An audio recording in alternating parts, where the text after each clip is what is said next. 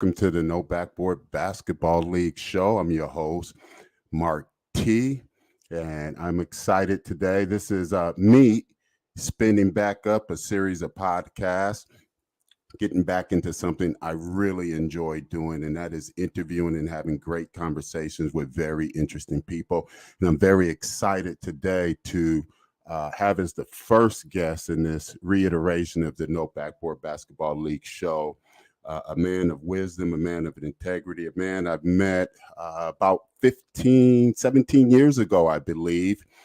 And at that time, this gentleman was I believe he was a Navy vet at that time. He was a young man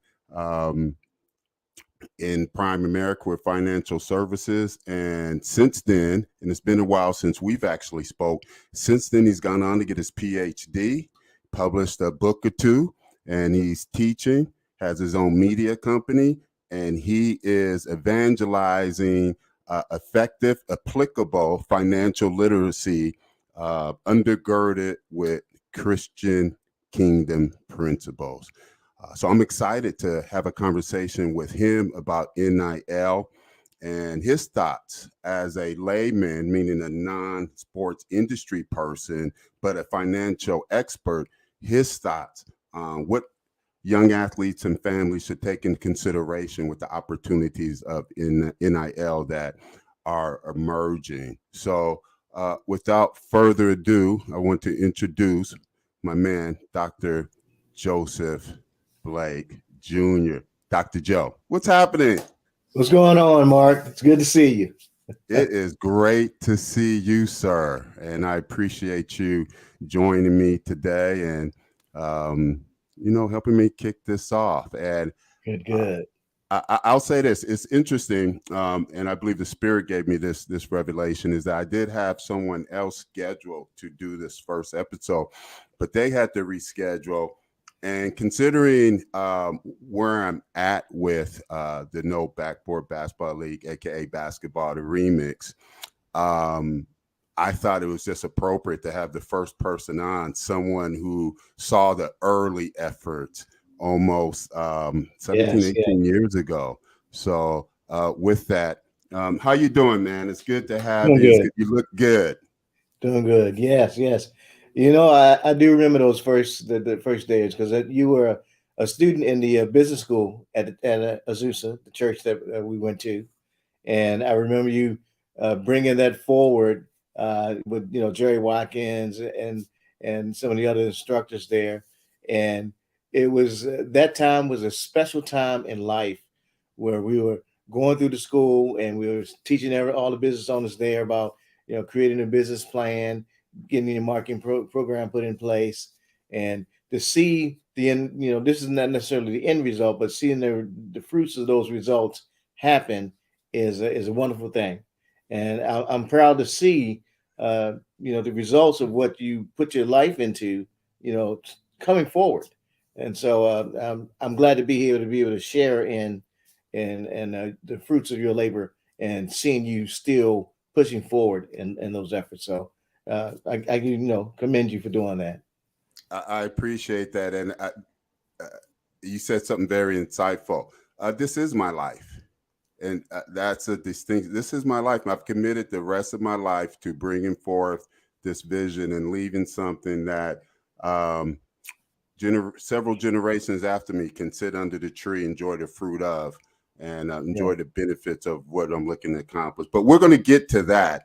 What I would like to do is for my audience is to let's introduce you a bit. Let's go down and learn a little bit more about Dr. Joe Blake. But really, let's start off with Joe Blake before he became Dr. Joe Blake, and tell us about in the beginning. When I asked the question, tell us about in the beginning.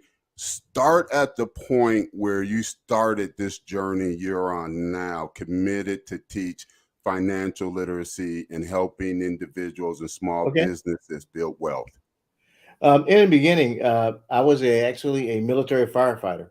I was in the Air Force for 13 years, and I got out the Air Force. And on my way out the Air Force, I started learning about finance. And you're right, I got licensed through Primerica. but I was licensed, and I got licensed in 1994, Mm, and I'm still licensed. So that's been 29 years in the making.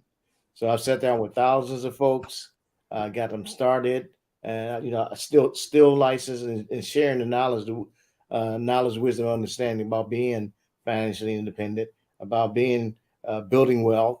And what I love about what I do is I'm able to open the minds to individuals, and because I grew up from being in from Baltimore, Maryland. I was on welfare, man, and mm, I remember uh, not having what I wanted to have or thought I would have, even though my mom did her best. Don't get me wrong, my mother did the mhm, best she could because she ended up getting a job and everything. But Baltimore is not the greatest place. It's not the easiest place to grow up from. It's a rough city, but I was able to go from that to being where I'm at now. And I know that I remember my journey is my journey. And, a lot of us have that journey. And it mhm. was, you know, I learned so much now that it's just amazing. So I like to share what I know and what I've grown from, and even in my book, to get to where I'm at. And it's my life purpose. God put in my life, put in my mind and my heart and my soul to be able to share what I know with others. And in the beginning, it wasn't always like that. Would you say that it was coming from the city of Baltimore and the financial economic conditions that you arose out of was the impetus? It's like, hey, I got to figure out this money game because I would like to have my family in a better situation when I become a grown man. Yes, it was. It was because, one thing being on welfare, I remember this was like in the mid 70s. Hmm. You had paper money, but then in the beginning, man, you gave them a paper. I got to dig on food stamps somewhere around here. I still got one. Okay, but they give you the food stamps to give you you pay for it, and then back then they would give you plastic chips as coins. And as a kid, I get the plastic chips back, and I said, you know what? This is jacked up. And I was like, even as a kid, I was saying, this is jacked up. I don't want this. I was like, but I know I needed it because I had to go back to the store to get back and get something. I was like, man, this is some jacked up stuff right here, man. I don't want, I was like, I am not going through this again. I said, this is not happening anymore. Being a kid, I knew that was not something I wanted to go through again. It was a stop sign, a stoplight at that point in my life that that's not going to happen again. It wasn't going to happen to me, and it wasn't going to happen to my kids because I was going to make sure that I didn't know how, but I was going to make sure it wasn't going to happen again. Amen And to that. And yeah, did I hear this clearly? So you would take the paper welfare certificate, do a transaction with it, and they would give you change in plastic coins. Did I hear that correctly? yeah, So those plastic coins could only be redeemable within the welfare system. Is that correct? right, yeah, That's an example of a tokenized economy, right? yeah. I'm on this blockchain thing and NFTs and tokens. That is an example of a tokenized closed economy. Wow. Oh, Right there, wow. see that right there, Okay. right there. See that's a welfare. I see it. I see it. I'm sure you keep that as a reminder to it's good to have those reminders to let us know how far we've come, and yet how far we still have to go, if you would. Yeah, it is a prop for an analogy that I share. But yeah, That's what's up. So, um, it my next question is obvious, but what is your passion, man? And what is your passion? What is your why? When you articulate your why for what you do with financial service, how would you articulate that? my passion is to provide an understanding and learning. And part of what, as it says there, by accidental financial literacy, Mm-hmm. by actionable knowledge is actually derived from this guy called this guy named Chris Argyris. He was a Harvard Hmm. University professor. Hmm. And when I did my research for my PhD, I based my philosophy on that on his knowledge. Actionable knowledge basically means that you took where you learned that knowledge and understanding, you're able to recreate that learning outside of the area where you learned from. So we can be teaching, talking about knowledge and wisdom here, but you're able to recreate that learning outside of where you learned it. So when I show someone how to understand and learn about financial literacy, they're able to recreate their learning outside, because not just apply it, not just use it, but recreate the whole learning process outside of where they learned it at. That way, it actually are able to not necessarily multiply it, but that learning process is recreated, recreated. So others are able to learn from it as well. So because I'm come from an environment that's, like Baltimore, I'm able to make it simplified, so enough people can understand it. Yeah, I'm kind of technical now because I have the PhD, but I still know where I came from, and I because the main reason I got my PhD was not for nobody else. It's not for any one other person. I did that for me and my mama. Amen. That's That's why what's my up. book is dedicated to my mama. That's why I got it. And people they say, well, you got it because you want to be Dr. Blake. And I said, nope. And when I heard Dr. Blake, you know what I hear? I heard Loretta Blake's son. That's my mom's name, Loretta Blake. So when they say Much Dr. respect. Blake, I heard Loretta Blake's son. That's what I hear. So my passion is doing this because this is for my mama, and I'm helping other people. It's interesting that Deion Sanders recently was quoted that for his quarterbacks, he looks for someone who comes from a two-parent household, because that's often going to reflect a little bit better decision making, responsibility, maturity, etc. And he says for his defensive linemen, he looks for men that come from single family homes, because these are the guys that are hungry and they want to make it for the mama.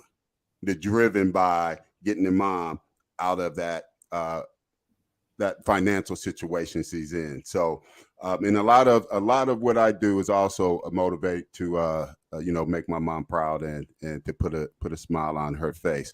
I was thinking though, I recall when you was doing your PhD, and help me here, and you were doing a survey, I believe, about, I think, those in the something about understanding Christian biblical principles and if they actually were being applied in people's lives. That's correct. Take a couple of minutes and elaborate on that, because I see that ties into ultimately to what you're doing now. And what I love is this consistent thread throughout your journey and throughout your story, and it's continuing to unfold in different iterations. Yep. My research is based is my actual title for my research is The Influence of Financial Literacy on Faith-Based Epistemology, a case study of Arizona church members. So technical term, but it's Mhm. epistemology is study of knowledge. And what I was looking for is what was causing Christians to be stuck financially uh, in their lives. And so Mhm. I looked at what was important to them financially, and then Mhm. also what they were doing about it. So the Mhm. survey helped me identify what was causing them to be stuck and what they were doing about it. And I looked at it from a biblical standpoint because one of my claims to fame is I've read the Bible front to back on 8 different occasions, eight or Wow. nine different occasions. And so one Bible actually was an NIV version because it had all of the subscriptures and notes with it. Took me Mhm. 3 years to read that bad boy because it's, I read it all. I just reading is just one of the things I love to do. so Yep. and so I read through it. But so I'll give you an example. One question I asked is um, uh, uh, how many times I said what scripture do you use to that what scripture do you apply to the Bible?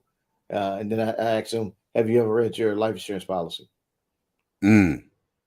And so they read the Bible, but they can't do their life insurance policy. And that's about both of those about life, but have a hard time with it. And then here recently, I did a podcast where I talked about two different questions too, but they're related. Which would you prefer? Would you refer to earn $1 million or win $1 million? I'd rather earn $1 million How come? because of I have the knowledge of how to do it. You can never take that knowledge away from me. Right. Now, some people want to win it because they feel winning is instamatic, and they can get it right then and there. But you're right. If Mhm. you learn how to earn it, you can teach someone else how to earn it as well. And so, sometime in our society and our people, the win mad attitude is there. They want to win it. They got it, and nobody else can get it. But then you leave the rest of your folks out because they don't know how to earn it again. But you got yours. They got theirs to get, and you leaving all those people out. That's why I like act with actionable knowledge. You're able to recreate that learning process outside of the place where you learn it from.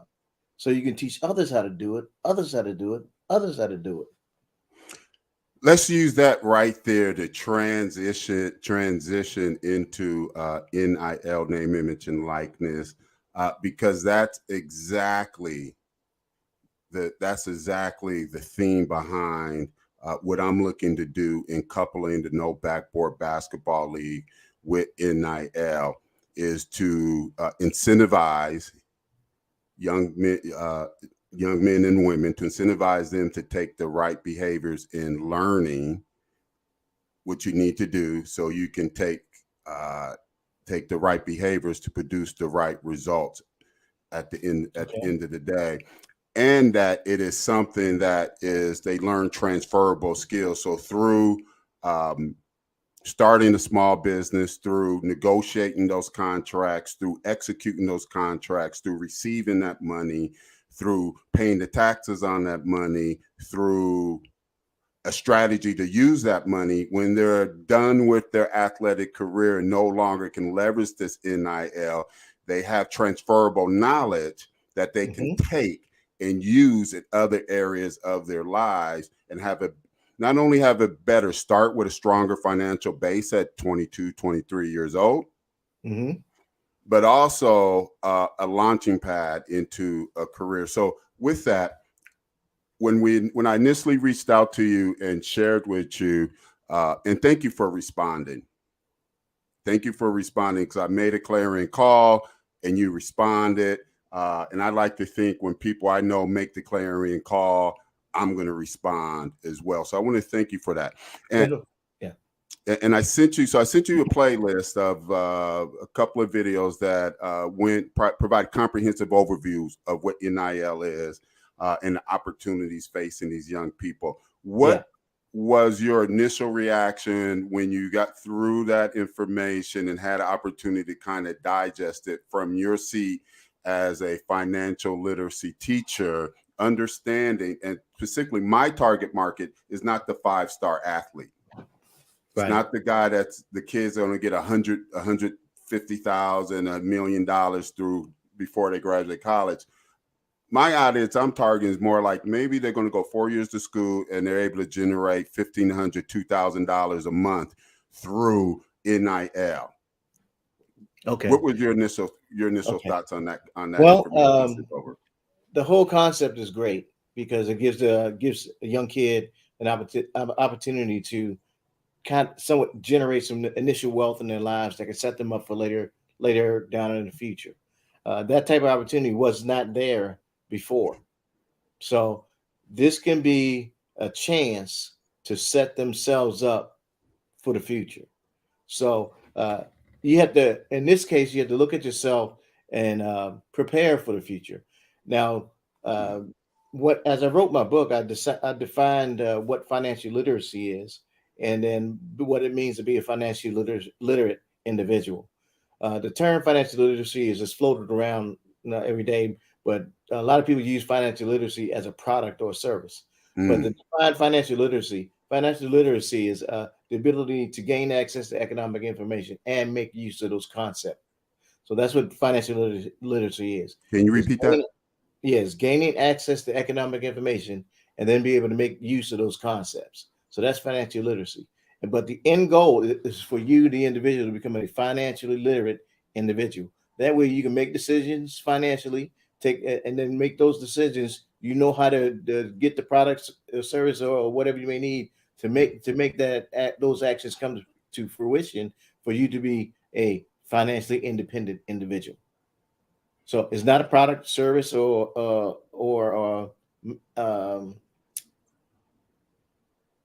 or any type of thing that people has to sell. You have to understand how to get the information and knowledge and make use of it, so you can be a financially astute person. So when someone says, "Yeah, I got financial literacy," it's this product right here. No, that's not financial literacy. That's their product. So we're not talking about a product. You understand, getting information and make use of it. Then you can be a financially, set person because you know how to do what you got to do. So with that, so that person, that young guy, that young individual, they have a skill, talent, and ability. They use that skill, talent, and ability to maximize what they're able to get. And over that 4 year period, you get 5 grand a month. That 5 grand a month over 4 years, you put that, you use that. I know you got to use that to live a little bit, but you can put some of that away. And by the time you get to your end goal, you're a millionaire. Hmm. So let's let's leverage that. Let's let's create a hypothetical case study. Okay, let's 18-year-old just going to college. He's able to. He has NIL opportunities presented. Him and his mother come to you for some financial literacy and assistance with coaching him through the appropriate actions to get him set up to be able to receive that income and then to chop it up appropriately to deal with today and tomorrow. What's step 1, 2, and 3 in your mind, hypothetically? There's a basically Windows put in place to sum up, and one is for a short-term plan where we set up like 6 months worth of his income. There's a long-term plan that will take care of any emergency needs that need to set up for, like if you pay for auto insurance, life insurance, car insurance, pay those things on an annual basis. It's cheaper. One would be somewhat like a retirement plan that is set them aside for maybe a 15, 20-year goal. And then there's a I love me if you're single, or we love us if you're married, for whatever things you may want to do. Could be traveling, could be a trip, could be one when you're a guy is a technology fund. You gotta have a big screen TV and things like that. Uh, but and if you're a girl, you like to shop. Well, some guys like to shop, man. You get Yep. like all kinds. So 4 basic funds to kind of get you going, and one is to live for the day, and the other one's a plan for tomorrow. So you have those 4 basic funds set up, and then if you get more funds coming in, we got a plan for what you need to put in them, and then if you get more additional funds coming in from NIL contract, we'll just build those funds up, or put others in place. But you start out with those 4 basic ones, and then that helps you plan now for tomorrow. But And what am I? the way I'm visualizing it, if I had a pitcher of water and I'm pouring it over, I got 4 different cups, with the first cup being the 6 months, then the second one, long-term emergency, then relationship, I love you. Is, is that the way I should visualize that? That I'm pouring that out and that initial money comes in, I'm filling up the first one, then it rolls over into the second one and to the third one, like that. Yeah, you have 4 basic ones you pour into. So it's not all in. It's not going all into one. You have to have. It's like going down the freeway. You're in a race, and you Mm-hmm. got a car, and you got a car in each lane. You're gonna Right. you're gonna win. You're gonna win either way. Right. So you got to have the planning process, and what goes in what bucket. That's when I'll put we have to do a plan that shows you what you need to do for each one. And it's best to, in the beginning, to act like nothing changed. Mm. It's the best to act like nothing changed until you set that foundation. Because sometimes Mm, people get, that's why I asked you, if you got $1 million today, what would you do with it? That was one of the questions in my survey. mm-hmm, mm-hmm. If you received would you rather get, what it was 10,000? Would you rather see 10,000 a day, $10,000 today, or $10,000 in 10 years? Which would you prefer, and why? Well, I always want the money up front because I always want the money up front because the money's more valuable today than it is tomorrow. And Yeah, then I can leverage, compound it. If I choose to invest it, et cetera, then I get the benefit of time and compound interest to help that money grow. So as because we constantly have inflation and taxes as a penalty to the money that we increase, right? So we have to get our money working for us yeah. above and beyond the Now, saving rates. now, the oldest guy in my research study and the youngest guy said the same thing. I can Mm-hmm. understand the oldest guy, but the oldest guy was like close to 80, and the youngest Mm-hmm. guy was like 20, and he used the Hmm. same exact words. I don't know if I'm going to live tomorrow, so I want it now. Mm. So I Mm-hmm. know the older guy can understand his saying it, but the youngest guy Mm-hmm. was like, "What do you mean you may want to live tomorrow, man? You 20. What are you talking about?" Mm-hmm. Mm-hmm. Mm-hmm. And the same words, man. So, but you're right. You got a point. And I want it now. But I can understand that the 80-year-old saying that, but not the 20-year-old. Whoa, So yeah, it's Elaborate on that. So what's the opposite side and the opposite side and what supports the opposite view of what I mentioned? well, the fact that someone is 80 years old, they may not have much more to go. So Correct. he's going to want his up front. So you can kind of understand that, but sometimes people live longer than that, But Mm-hmm. but him saying no, I need it now because I don't know if I'm going to be here tomorrow. So you can kind of say, okay, yeah, go and get your money. You want go and take it now. The 20-year-old is like, look, man, you got a little bit more time. You may want to let it grow a little bit more before you take, at least for 10 years before you get it, because he may have some time on his hand. But at the Right. same time, no one knows what a day may bring because God may call you up whenever, Mm-hmm. so, but you never know. But in general terms, that 20-year-old is going to live a little bit longer. So if he left it alone, it can grow a little bit more. But I just found in that instance of that survey for them to use the same words Mm. Mm-hmm. was was just startling.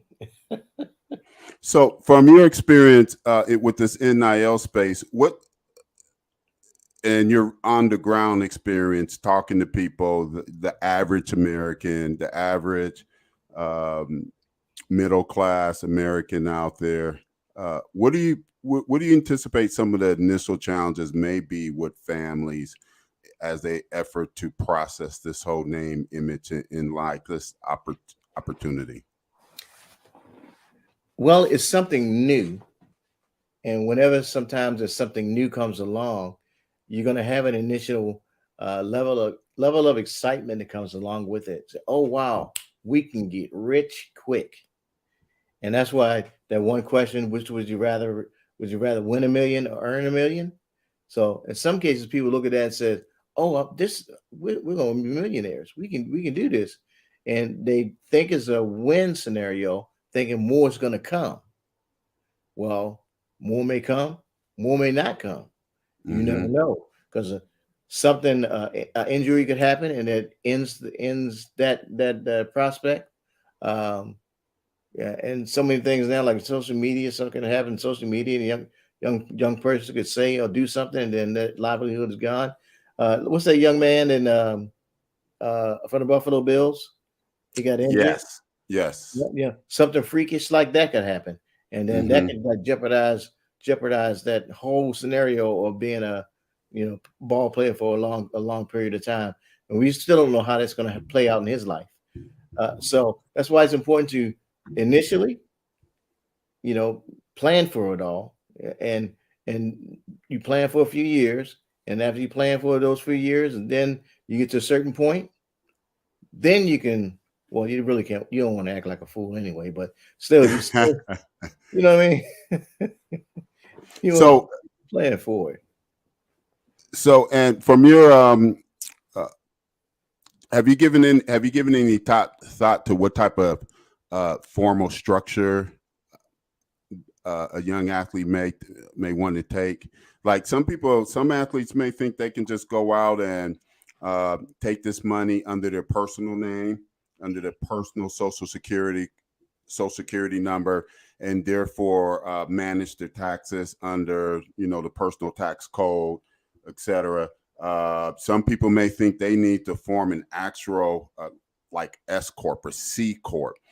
uh, do you have any thoughts for, again, the average 18-year-old, him and his mom, maybe him and his mom and dad are processing how are we going to organize ourselves to take in this NIL money and then effectively manage it using the 4-point plan that you mentioned? It all depends. I mean, if they can have an LLC, they can have a nonprofit organization. It depends on how they want to structure, because not everybody have a business mindset uh, Mm-hmm. in that nature, where they have to uh, shelter the assets that are coming in. It'd Mm-hmm. be a good thing to do if they put it in a if they're doing a name, image, and likeness as a business. That may be a Yes. good that may be a good thing for them to do. And make, because that name, image, and likeness is just that. It's a name, image, and likeness. So they treat it as a business. and Uh, and that's what I see. If we were to extrapolate out to what professional athletes do, mhm, LeBron James is not signed in that contract with the Lakers. There's a corporation representing LeBron James that's signing over LeBron James employment efforts to the Lakers, right? So many of the smart professional athletes have structured themselves as businesses, mhm. as well as many of the entertainers. They structure themselves as businesses, and that's my thinking, Dr. Blake. My thinking is to encourage them again for that. Uh, Earn opportunity, that opportunity to learn something that now can be actionable in another area, the opportunity to form in themselves as an LLC, as an organization, and to interact with these sponsorship opportunities in that format and pay the taxes, etc.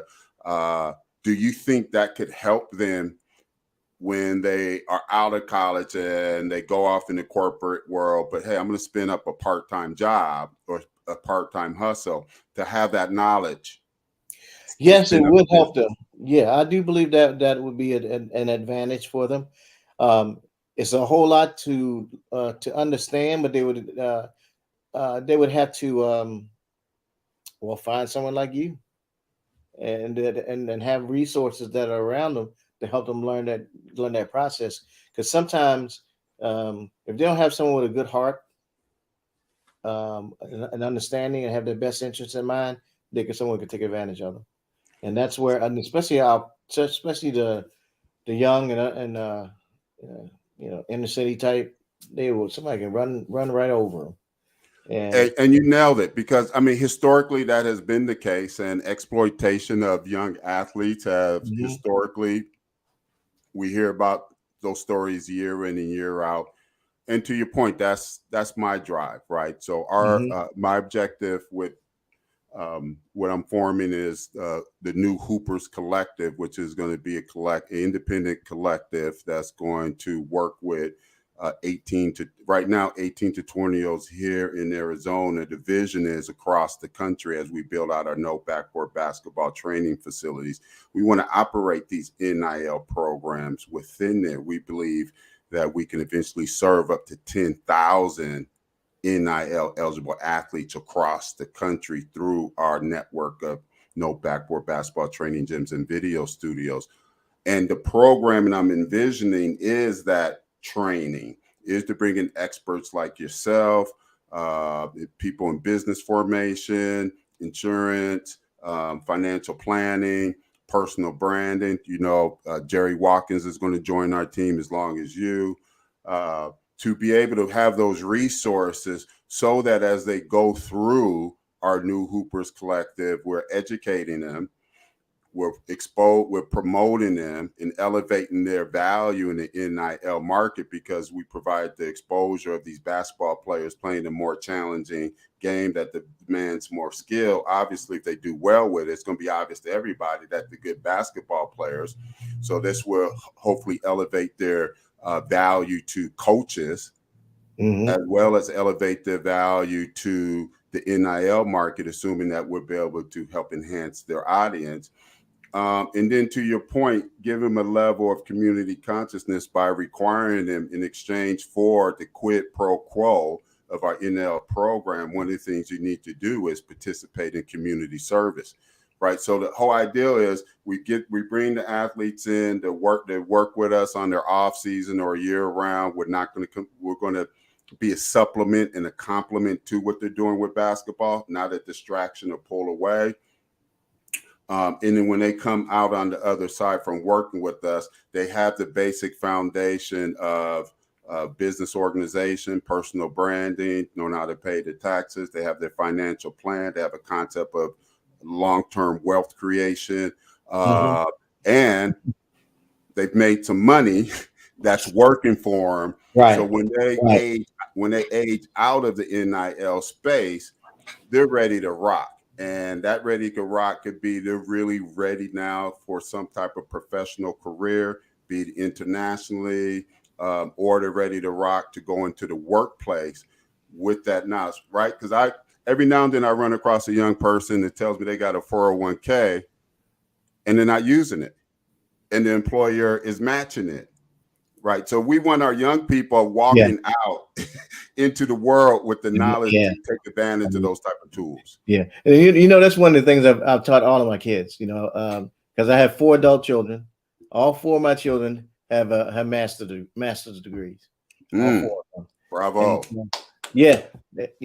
Because I made sure when they were young, I made sure they understood about it. They all 4 of them are investing clients of mine. So I make sure they know that too as well. And you're talking about international money.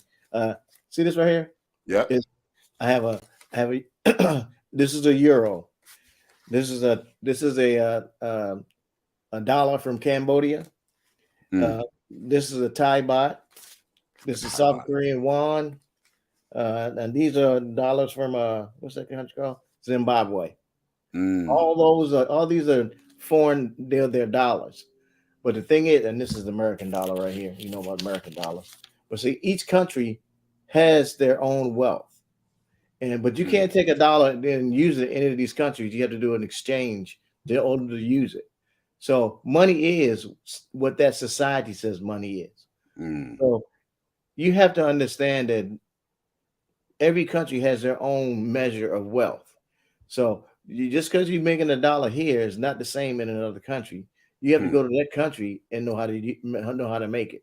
So just like we have you sitting in a chair, I'm sitting in a chair, and there's other chairs in your office. The idea of creating that chair, you can create that chair in any country and sell that chair and make money or their dollar in their country because you all know how to create that. You have the idea of creating the chair. So the basketball players, they can play basketball in any country because that's an idea of creating sports and still make money in that type of dollar. So that's what when you talk about financial knowledge and literacy, we're talking about how to create an idea to create wealth in those different areas. And those principles of wealth creation are universal. So if they do make a Cambodian dollar, they still can apply the wealth creating principles to grow that money. Right. And so that's why sometimes people say, well, it's financial literacy. Is this product right here? No, it is not a product, man. It's thoughts. The ability. Say that again. The ability, the idea.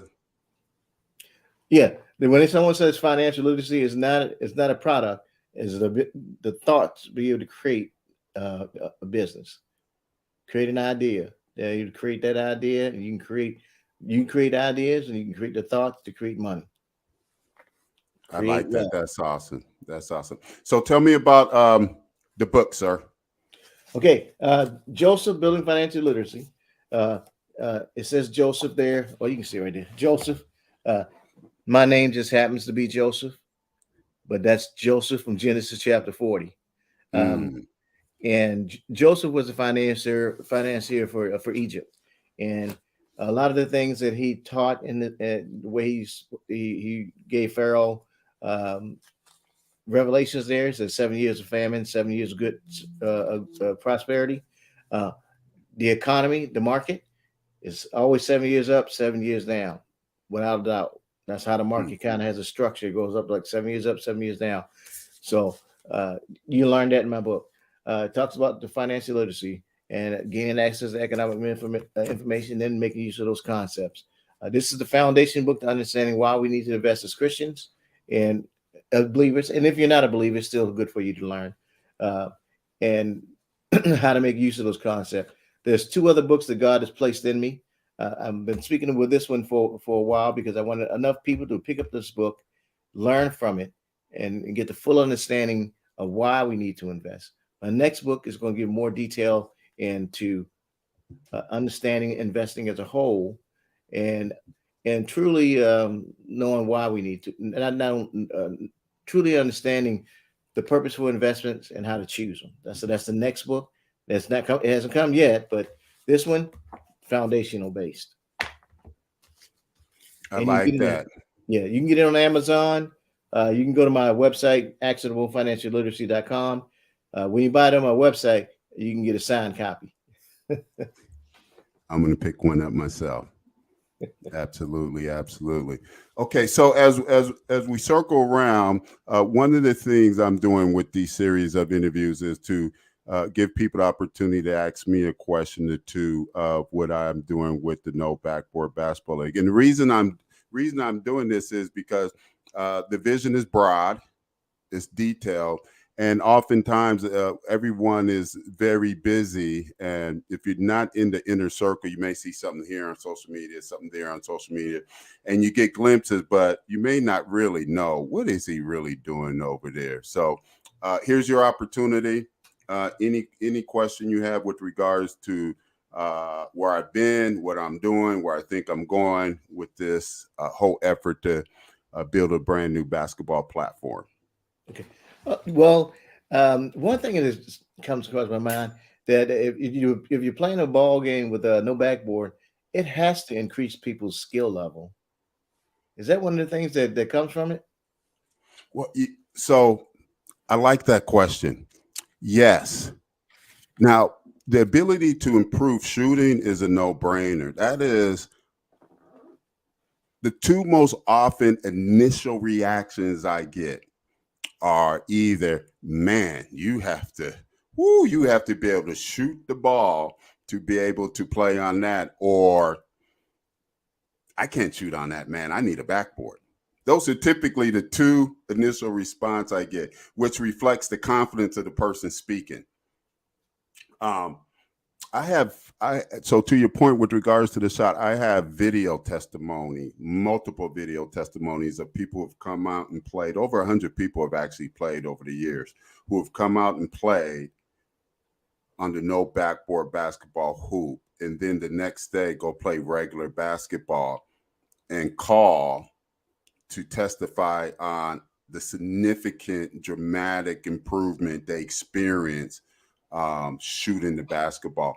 And the primary reason is um, the focus, right? That backboard, the subconscious mind picks that backboard up, and subconsciously they know that's a sixth man, that if they shoot it too far, it's going to tip it back into play. And this is validated. And when you watch my most recent content of guys playing in the most recent proof of concept event I did, and some of these guys are semi-pro. They play ABA, they play competitive recreational. You see them take their time before they shoot the ball. They just don't jack it up. But what else came up to my surprise, and I didn't expect this the second time around, and I was using, again, experienced basketball player, guys who played high school, some college, played semi-pro, was it's going to improve your entire skill set, because because there's no backboard, because we play on a shorter court, and because there's no timeouts, and because you can take the ball out the net as soon as it's made and you can play this lot, and because guys aren't jacking up shots, the ball's moving more, the game's a lot faster, so they're passing more, they're dribbling more, and they leverage their IQ more because there's more movement, there's more passing, so there's more decision making taking place. Then when you combine that with the stress of a faster game and there being no backboard, the end result is an improvement in skill. I believe it's the most powerful passive basketball skill development platform available. And I say passive, meaning instead of going through a bunch of drills and using a bunch of cones, etc., you just go play. Okay. Just go play and you get better. Yeah, I can see that. Yeah. Now, I played basketball as a kid a lot, and I do remember some, folks launching the ball up just to hit the backboard and it goes all over the place. But if you gotta get get all nets all the time, it focus. You have to focus on making sure you get it in the rim more so than not. So just by looking at it, I was like, man. And then even if you're trying to get a layup, man, because a lot of people are lazy and use the backboard, they rely on the backboard. But if you have to rely on getting it in the hoop, yeah, right, that's more laser focus you have to have. Yes, but so and to that, the other side is again the more skilled, more confident athlete. They like the fact there's not a backboard when going to the hoop because now they can attack it from the front, they can attack it from the back, they can go to the left, they can turn over the left shoulder, they can turn over the right shoulder and attack the rim with it being would there be no encumbrance with the backboard there. So absolutely. So great. We are rounding up. I believe we've done about 40 minutes. I'm going to be following up with you, Dr. Joe, with regards to the formation of some curriculum we want to do with these NIL, as well as the new Hoopers Collective. That I'm pulling some resources together to be able to service these athletes in the NIL space. I want to appreciate you. I want to thank you for your time. I want to thank you for your comments. Everybody, when you have the opportunity, when you're watching this on replay, make sure you pick up Dr. Joe Blake's book, because my takeaway, Dr. Blake, that's significantly different from what I've heard from anyone else is the focus of the book is not just to give you information, but to give you actionable things you can do that can be duplicated and scaled to generate the results you want, no matter what particular environment that you're in. Did I capture that? Correctly? Yeah. Excellent. Any closing comments? No, I just again, I like to help people and help them get the things that they need in their life. So this has been great, Mark. I appreciate you as well. And where can people find you? I'm on. You can get me on Facebook at Dr. Joseph Blake Jr.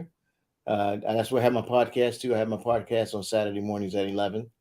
And we're at on LinkedIn, because I know I see your podcast show up on LinkedIn on Saturday mornings as well. Yeah, LinkedIn is on LinkedIn, Instagram, and Facebook. Perfect. Dr. Joseph Blake Jr. is my okay. My and tag. That's your tag across all three platforms? Yeah, that one, and actionable financial literacy. Actionable financial literacy. Yep. Excellent. And that's the name of the company. I see founder and CEO. So the name of the company is Actionable Financial Literacy. Yep. Solid. Sir, I'll be talking to you soon. I want to thank you very much for joining the show today, and you be blessed. All right, Mark. Appreciate it. Take care. Hey, that's my man, Dr. Joe Blake. Outstanding financial teacher, committed to helping families and small businesses be able to manage their money and create wealth and understand and learn repeatable actions they can do to be able to scale and create the wealth. I want to thank him for joining us today. And I want to thank you for tuning in and checking out the No Backboard Basketball Show, where our objective is to create a new recreational basketball platform that provides new economic opportunities for Black and brown youth, teenagers, and young adults across the United States, and give them opportunity to obtain wealth creating assets in the area of sports. This is Mark T. Armstrong, founder of the No Backboard Basketball League and inventor of Basketball the Remix, modern interpretation of the original game. Appreciate your time. Be blessed. I'll see you at the top.